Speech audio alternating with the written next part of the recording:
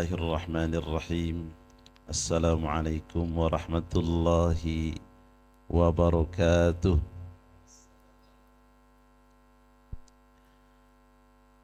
الحمد لله وكفى،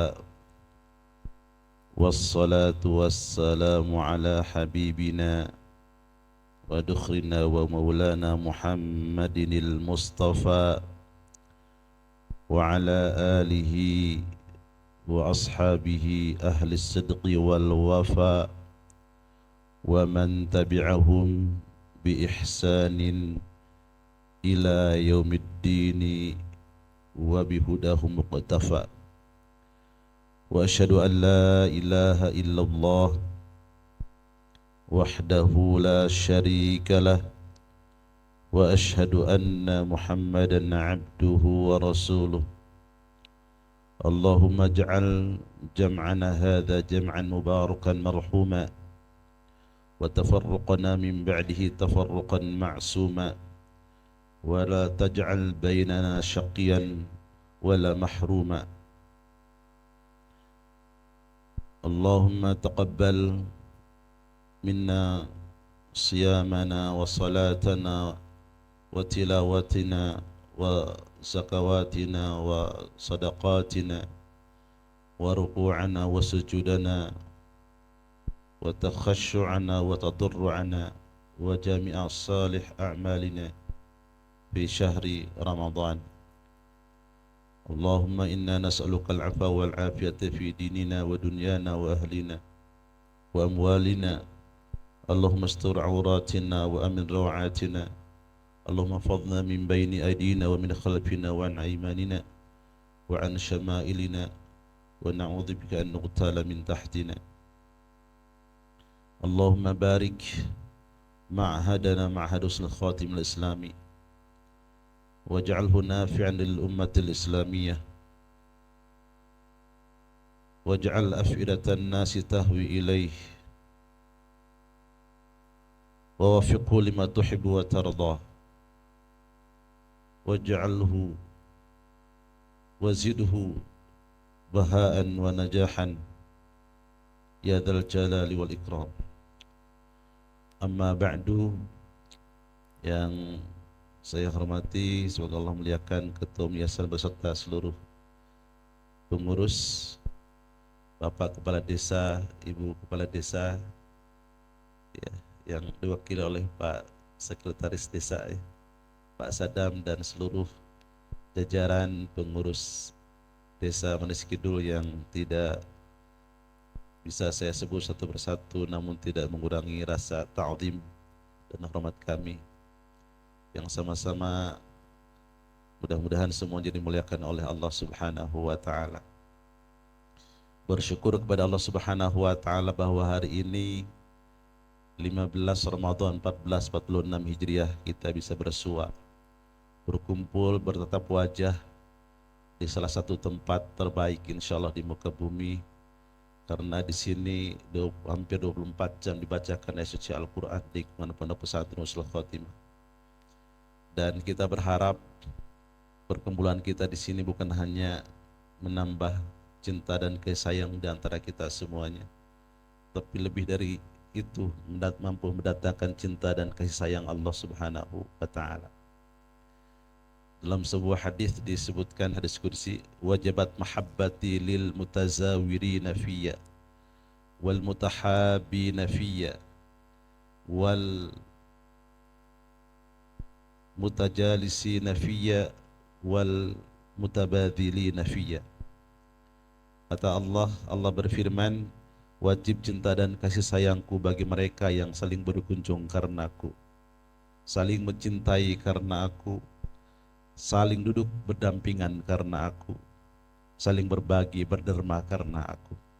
Dan jika Allah Subhanahu wa Ta'ala sudah sayang cinta kepada kita semuanya, apapun permintaan kita insyaallah Allah kabulkan, cepat ataupun lambat. Selanjutnya, kebahagiaan juga buat kita semuanya. Ini bukan hadis tetapi salah satu di antara keterangan qaulun min aqwalil ulama, sinfani minan nas idza saluha atau idza salaha salahan nas, wa idza fasadan nas, al ulama'u wal umara. Ini bukan hadis ya. Ya, tapi kata-kata salah satu di antara alimun minal ulama. Dua golongan dari manusia, apabila keduanya mereka rujuk, rukun, bersinergi untuk membangun kebaikan, maka manusia itu menjadi rukun, menjadi baik. Apabila dua kelompok ini saling bertentangan, saling bermusuhan, ya, sewang-sewangan lah bahasa Garut, ya, rusak, maka manusia ikut rusak. Siapa mereka? Al ulama wal umara, adalah para umara, pemerintahan, pengurus pemerintahan, dan para ulama. Jadi kalau keduanya klop, bersinergi untuk membangun bangsa, maka bangsanya akan beres. Ketika keduanya tidak bersatu, maka perlahan pasti akan terjadi perpecahan. Dan mudah-mudahan momentum seperti ini menjadikan kita lebih rekat lagi, insya Allah, ya, lebih bersinergi lagi, membangun umat, khususnya warga Manes Kidul, dan siapapun yang bergabung dengan Husnul Khotimah, baik itu pegawai maupun para santrinya, insya Allah. Secara nilai-nilai nama baik, Manes Kidul kayaknya desa paling terkenal di Indonesia ini kayaknya. Ya, terutama di kalangan birokrat, ikan, di kalangan pendidik, ikan, tenaga kependidikan paling terkenal itu. Ya, itu demikian memang.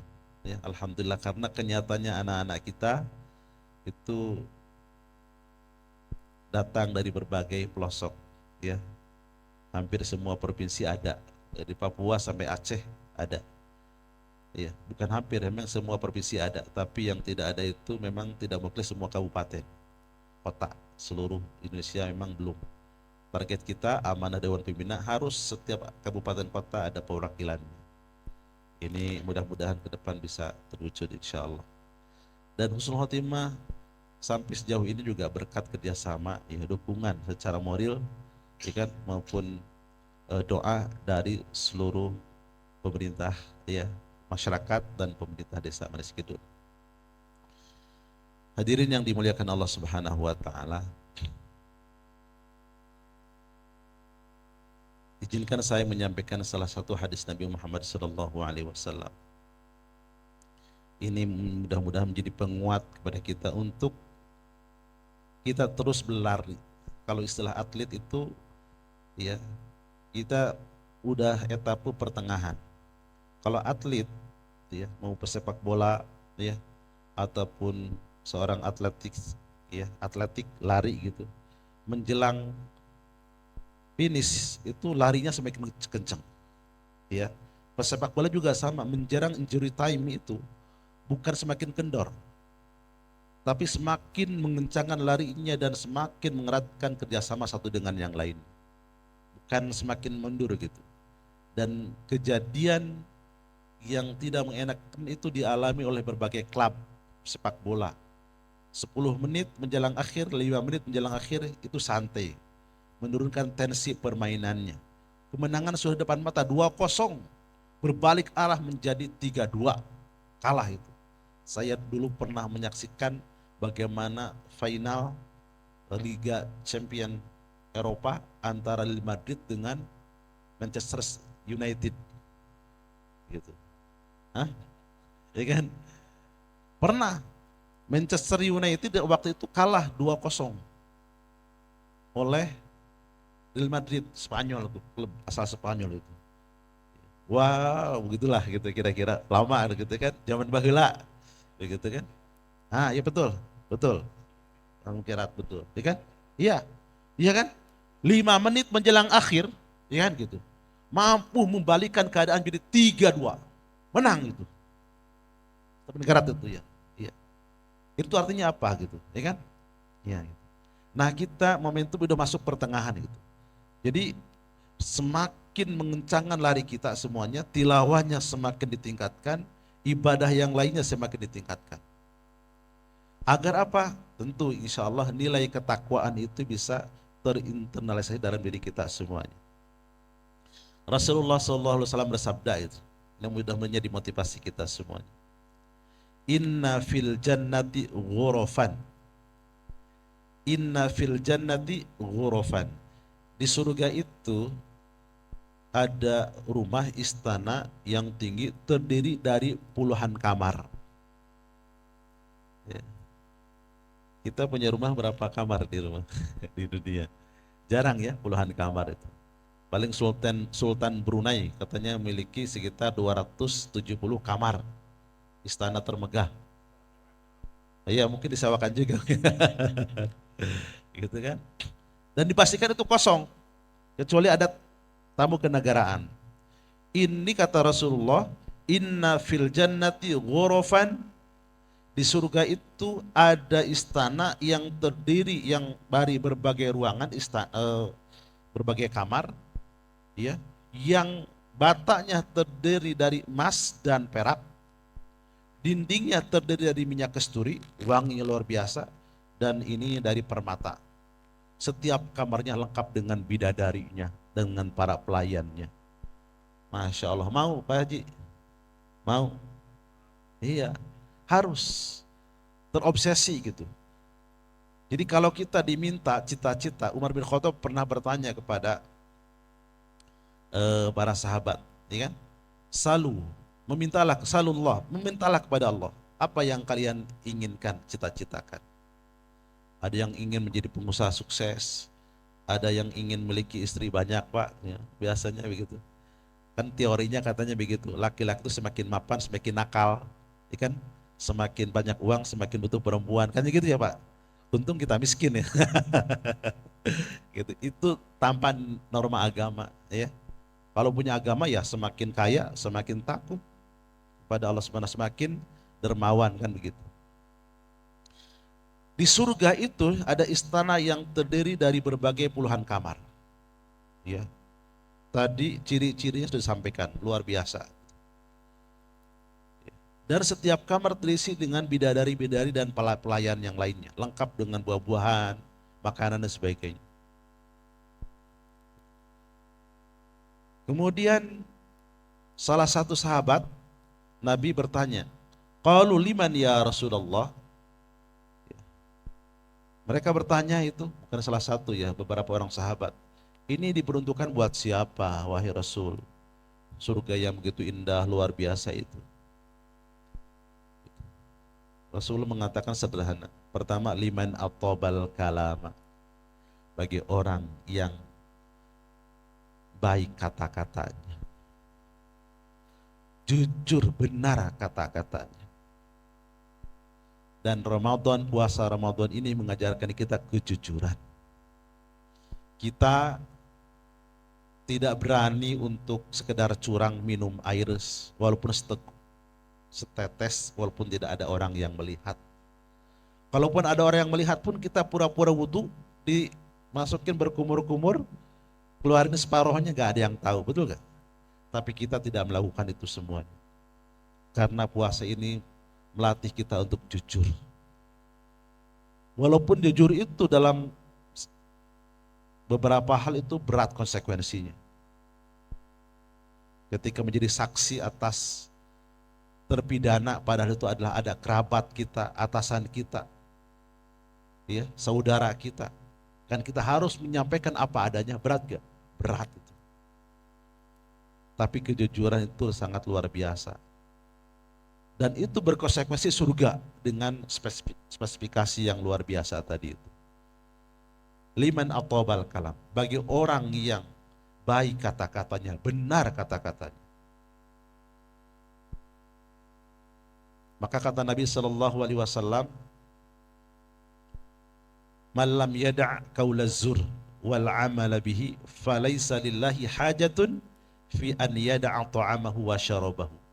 Siapa yang tidak meninggalkan perkataan bohong dan perbuatan bohong, Allah tidak butuh ia meninggalkan makan dan minumnya, walaupun dia menahan makan dan minum. Jadi hadis ini selaras dengan kondisi kita, nilai-nilai puasa ini, nilai-nilai ketakwaan ini. liman atobal kalam, bagi orang yang baik kata-katanya, benar kata-katanya. Dan itu barometer keislaman seseorang, kata Nabi Sallallahu Alaihi Wasallam. Al muslimu man salimal muslimuna min lisanihi wa yadihi. Orang muslim sejati itu, kata Nabi, adalah mereka yang teman-temannya, saudara muslim yang lain merasa aman dari gangguan lisan dan tangannya. Jadi kalau kita berkata tidak menyakitkan, kalau memberikan nasihat bukan mengajari, bukan menohok dan mempermalukan. Beda ya. An-nasihatu amamal mala'i fadihah, itu ada kaidah. Memberikan nasihat kepada personal tertentu di hadapan publik, walaupun niatnya baik, tapi dengan cara yang salah, itu sama saja dengan mempermalukan orang lain. Gitu. Liman atobal kalam, bagi orang yang baik kata-kata. Ini masalah nilai, masalah hablum minan nas, ya, hablum minan nas. Ketika ini sudah kita lakukan, insya Allah rasa cinta saling menghargai di antara sesama akan terwujud, akan terbangun. Dan kata-kata ini yang keluar dari mulut kita itu cerminan tentang jiwa kita. Oh, si anu Makassar gening. Oh, si anu mah gening gitu, bahasanya garihal. Ah, yang penting hatinya bening. Gak bisa juga. Kalau kita ingin mengetahui isi wadah teko misalkan kan, gelas yang warnanya gelap, ingin memastikan isi gelas itu apa? Apakah kopi, susu, air mineral, atau apa? Tinggal dituangkan aja sedikit. Ketika warnanya adalah coklat, warna kopi, dan baunya bau kopi, kita bisa memastikan bahwa isi dari gelas atau wadah tersebut adalah kopi. Ketika kita mendengar seseorang kata-katanya kotor, kata-katanya kasar, kita gak bisa mengetahui isi hati seseorang, tapi kita bisa melihat dari zahirnya. Ini penting. Gitu. Ini penting semuanya. Dan ini sekarang ditambah lagi bukan dari sisi bahasa verbal, tetapi juga bahasa tulisan. Ya kan? Dulu ada istilah mulutmu harimaumu, sekarang boleh jadi jempolmu harimaumu. Dan ini jauh lebih dahsyat, ya kan? Lebih dahsyat. Apa yang kita tulis belasan tahun, puluhan tahun yang lalu, ini masih terekam. Saya ingin menghapus jejak-jejak digital. Dulu masih Facebook ya, sekarang Facebook sudah saya tinggalkan, Telegram sudah saya tinggalkan, Twitter sudah saya tinggalkan. Enggak, saya lagi bermain medsos, gitu ya. Itu ada kata-kata masih muda itu. Zaman, mohon maaf ya, sedikit politik itu kan, nyerang, lawan. Saya lihat, astagfirullah, kok kayak kata-kata gini nggak pantas saya. Gitu. Saya hapus, dihapus, kok dicek lagi berapa ini, muncul lagi gitu. Dari mana ini mulainya itu, gitu kan? Gitu. Jejak digital itu dahsyat luar biasa gitu. Ya, pantas kata Nabi Shallallahu Alaihi Wasallam ketika mengendalikan kata-kata, ya baik secara verbal maupun tulisan, itu konsekuensinya adalah surga dengan spesifikasi yang luar biasa itu. Dan puasa itu melatih kita semua tentang itu semuanya. Bahkan kata Nabi, idza shoma ahadukum fala yarfath wala yaskhab wa in sabahu ahadukum au qatalahu falyaqul inni shaim, au kama qala Nabi sallallahu alaihi wasallam. Apabila kalian sedang berpuasa, salah satu kalian sedang berpuasa, maka jangan pernah mengeluarkan kata-kata tidak pantas, kata-kata jorok, kata-kata kasar, kata-kata bohong. Sampai ketika ada salah satu di antara kalian dicaci, dihina, jangan dilawan. Sorry ya, saya sedang puasa. Jawab, faqul inni shaimun. Sorry, mohon maaf ya, mau marah silakan, tapi saya gak akan lawan. Saya sedang puasa, sorry. Bahkan ketika, ya, bahkan auqatalahu, diserang gitu. Bukan hanya dicaci, bukan hanya dibully secara verbal, diserang secara fisik, gak dilawan. Sorry, saya sedang puasa. Itu demikian, Masya Allah ya. Maka jelas konsekuensinya adalah surga Allah Subhanahu Wa Taala. Ini yang pertama.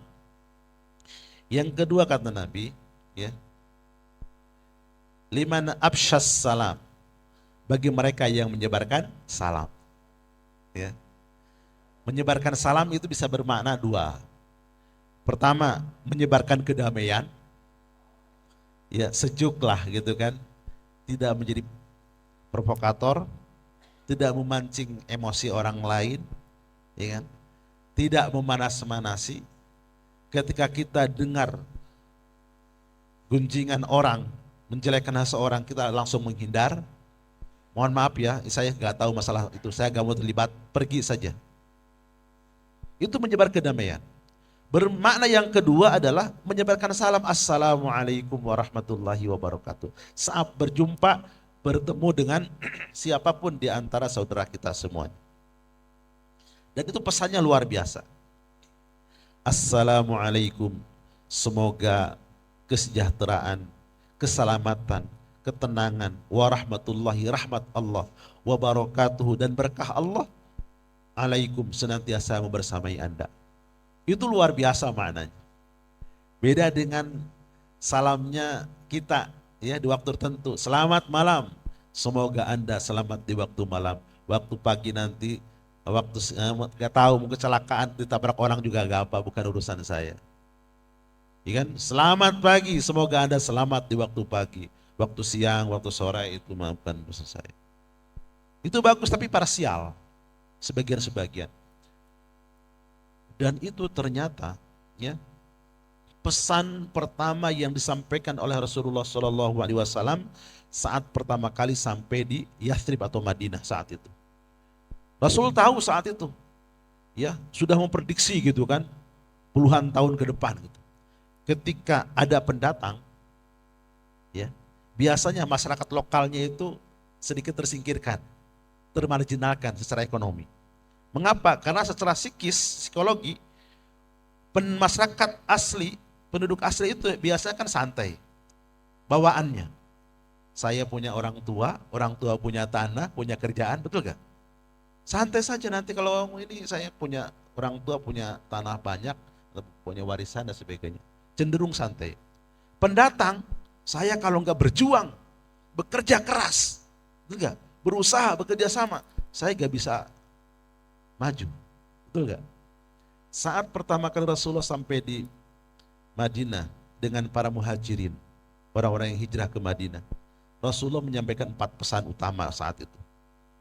Ayuhan nas, wahai segenap manusia, kata Rasulullah, absyush salam, sebarkanlah salam di antara kalian.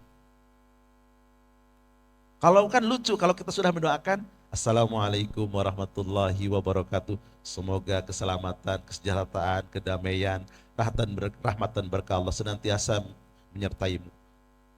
Dijawab oleh yang disalamin itu, waalaikumsalam warahmatullahi wabarakatuh. Demikian juga semoga keselamatan, kesejahteraan, ketenangan, rahmatan berkah Allah senantiasa menyertai kamu. Setelah itu berantem, kan aneh. Betul gak? Betul gak? Aneh kan gitu. Maka hampir dipastikan orang yang berantem, iri dengki tetangga dengan tetangga, panas dan sebagainya, dipastikan tidak membiasakan salam. Ini diperkuat dengan hadis Nabi Muhammad SAW yang lain.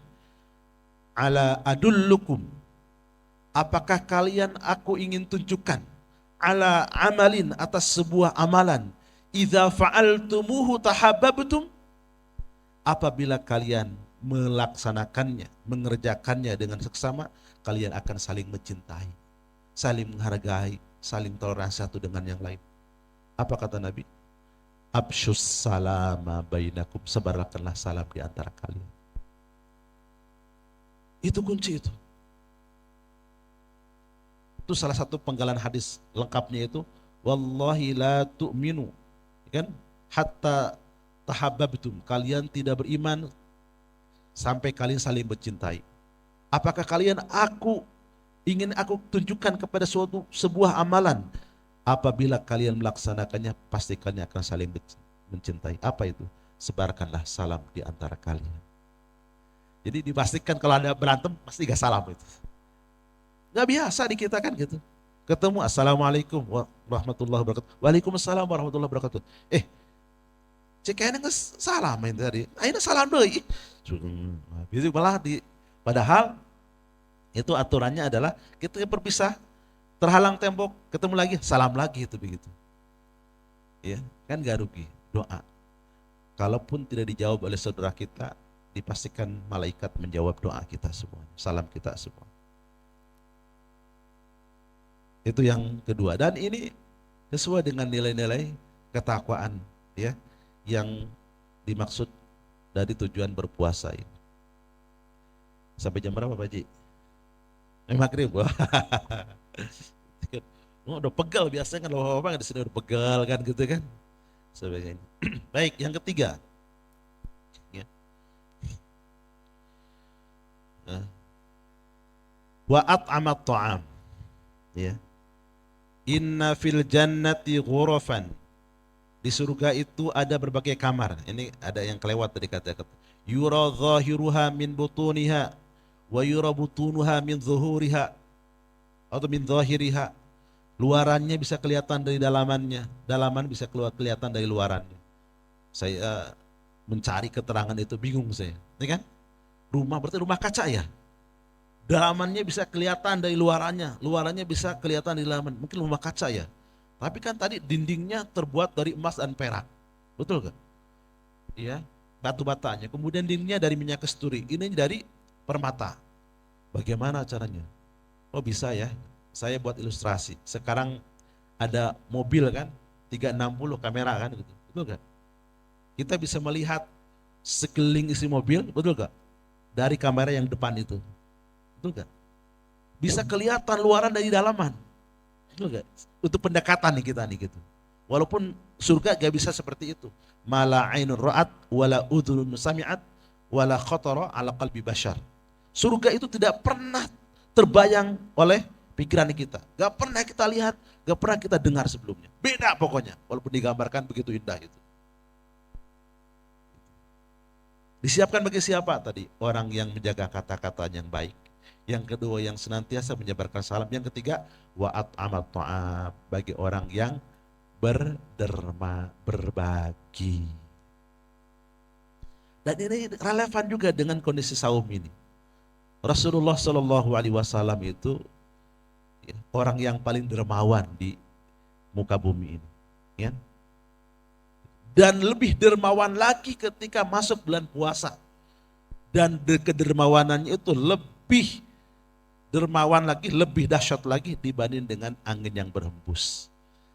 Kalau angin kan tambah pamrih kan, kita sedang keringatan, berolahraga, ya kan? Tiba-tiba ada ketan angin sepoi-sepoi, alhamdulillah nikmat luar biasa kan gitu, masya Allah. Dan kedermawanan Rasulullah melebihi angin yang berhembus itu. Man fattara, ya, siapa yang berikan buka, ya kan? Ala shaimin, kepada orang yang berpuasa, kana lahu mithlu ajri shaimihi, maka dia mendapatkan pahala orang yang diberi buka puasa itu. Makanya kalau di Arab Saudi itu wah masya Allah ditarik-tarik gitu kalau kita ya kita buka di Masjidil Haram ya gitu. Makanan cari orang, bukan orang cari makanan itu. Bener Pak? Ditarik-tarik, tal. Ayo, bukan. Sini. Khud. Ya kan? Halal. Ada yang bawa yang sederhana bawa kurma gitu, pakai kotak kayak gitu. Ada yang bawa makanan nasi kotak dan sebagainya, bagi-bagi. Dipaksa kita itu. Karena tadi pahala itu.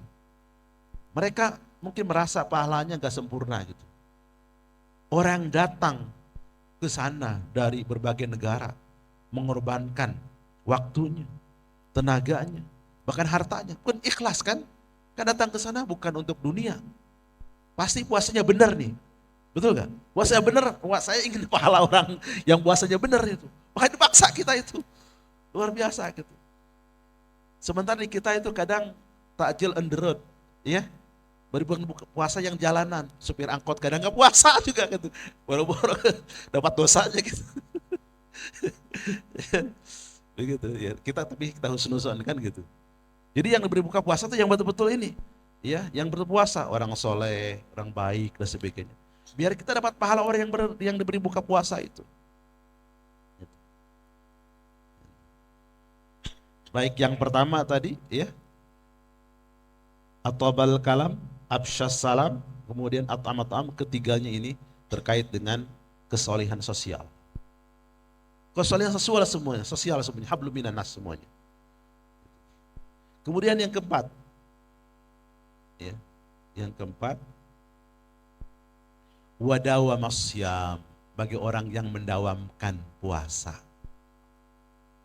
Dalam keterangan yang lain, wa ada masyam, bagi orang yang terbiasa puasa.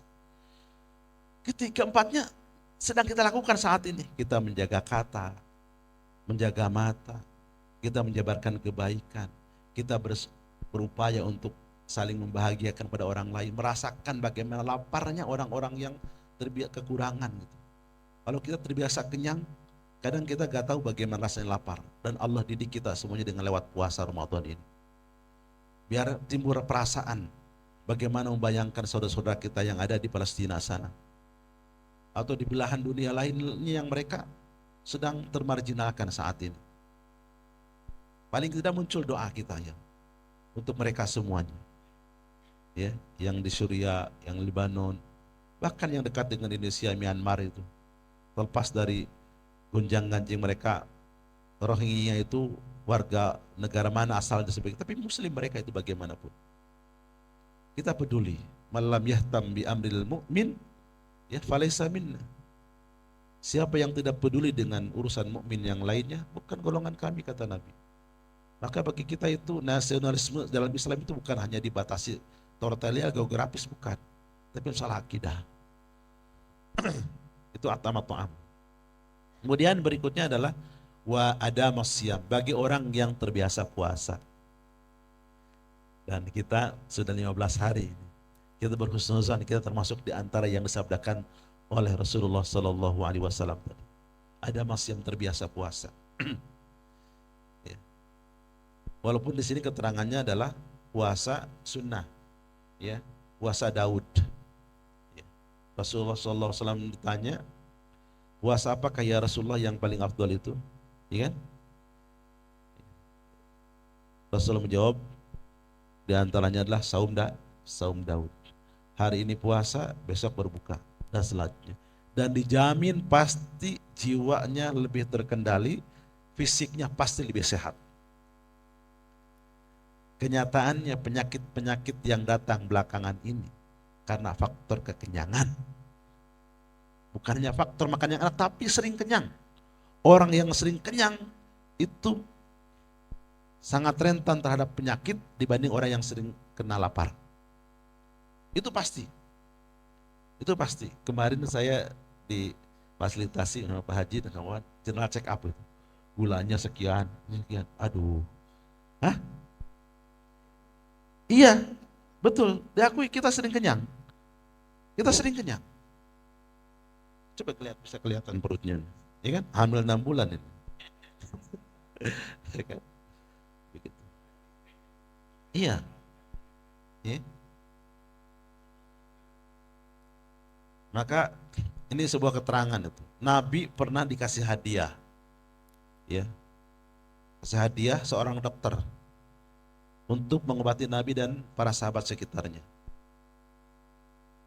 Selama 6 bulan, hampir 1 tahun itu, dokter itu nganggur. Karena gak ada pasien yang datang kepadanya itu. Akhirnya datang menghadap Rasulullah SAW. Gitu. Apa sih rahasianya? Kata Nabi, ya kami golongan kaum yang sering lapar, gak makan kalau belum lapar dan berhenti sebelum kenyang. Ternyata penyakit sebagian besar itu karena faktor kekenyangan. Ini sakit apa? Karena dia sering puasa. Gak ada ceritanya. Gula darah. Betul. Ya diabetes lah gitu kan. Diabetes. Apalagi? Kolesterol. Apalagi? Asam urat. Nah, ya kan? Apalagi? Stroke. Ya kan? Apalagi? Ya kan? Serada saya kita Allahu Akbar. Astagfirullahaladzim kan. Maksimal 150, saya 250 atau 260 kalau tidak salah.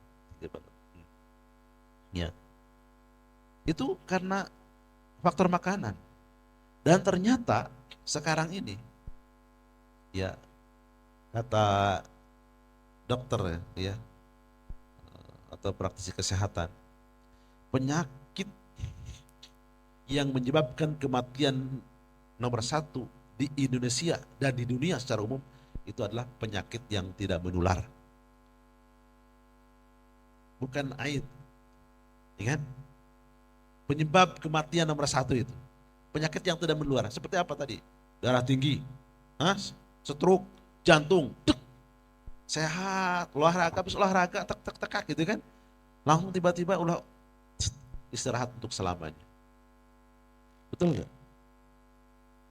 Karena faktor makanan, bukan hanya makanan yang memang begitu siap saji ya.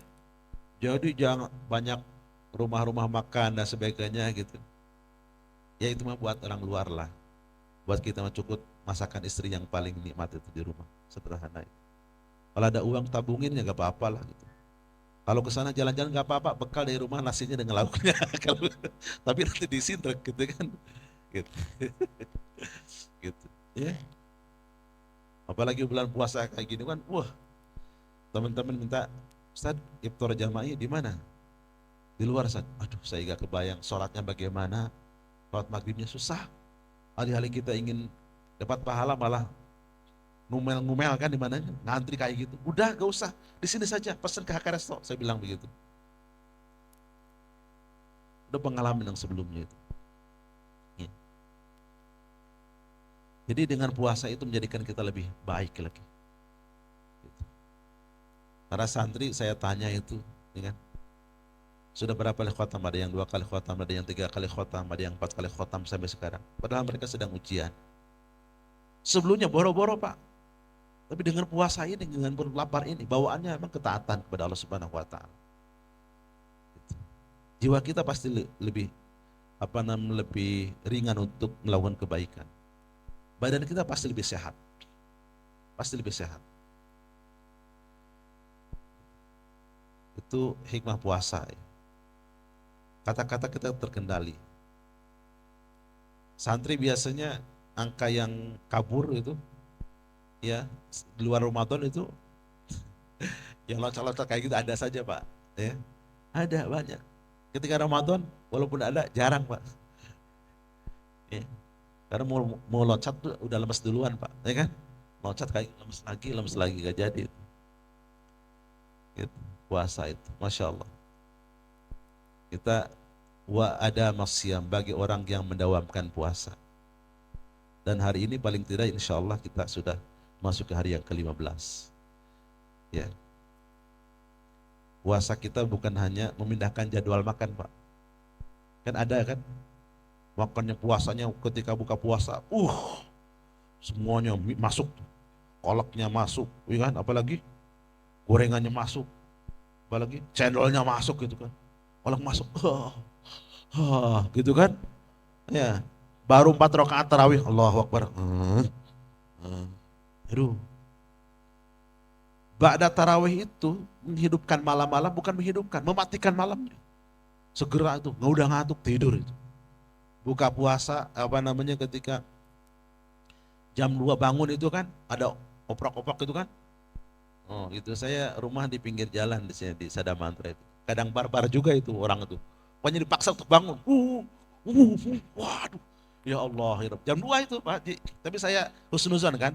Alhamdulillah juga saya bangun aja bangun, ya kan. Saya ringankan diri. Kan itu kita bisa dan tidak masalah mindset kita kan.